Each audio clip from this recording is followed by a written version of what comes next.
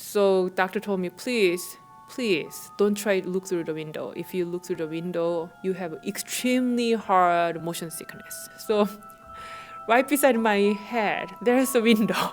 So if I open the shutter, I can see through the window anytime. It's really tempting. But finally, after getting to the orbit, and then I decide, even if I will have a motion sickness, I cannot miss this moment. And then open the shutter, look through the window. There was a beautiful earth down there. And did you get sick? Yeah, of course. It's stories about leaving home this week on Sound Effect. Saturday at 10 on KPLU and kplu.org.